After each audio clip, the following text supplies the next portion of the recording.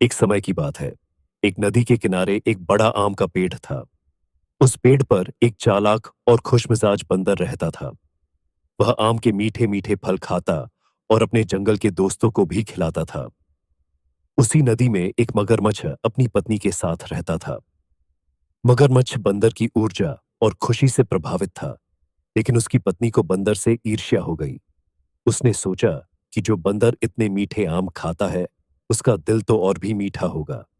उसने मगरमच्छ से कहा, मुझे उस बंदर का दिल लाकर दो, वरना मैं खाना नहीं खाऊंगी। मगरमच्छ ने पत्नी के दबाव में आकर एक योजना बनाई। एक दिन मगरमच्छ बंदर के पास गया और कहा, मित्र, तुम इस पेड़ के आम खाकर बहुत खुश लगते हो। क्या तुम नदी के उस पार चलोगे? वहां पेड़ों पर और भी मीठे फल हैं।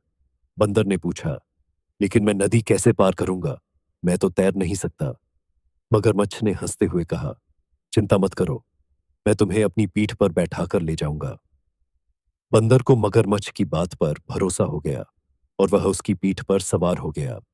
जब वे नदी के बीच पहुंचे, तो मगरमच्छ ने अपनी सच्चाई बता दी। मित्र, मगरमच्छ बोला, मुझे खेद है, लेकिन मैं तुम्हें मारना चाहता हूं।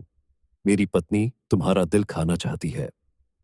बंदर यह सुनकर चौंक गया, लेकिन उसने अपना धैर्य नहीं खोया।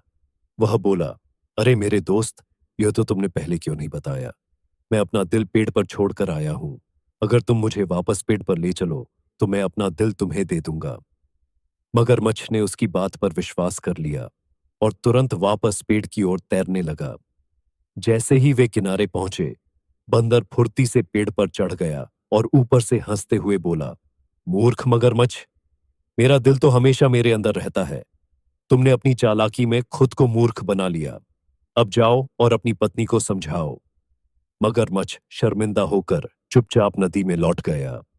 उस दिन से बंदर और सतर्क हो गया और उसने सीखा कि कठिन समय में बुद्धिमानी और धैर्य से काम लेना चाहिए।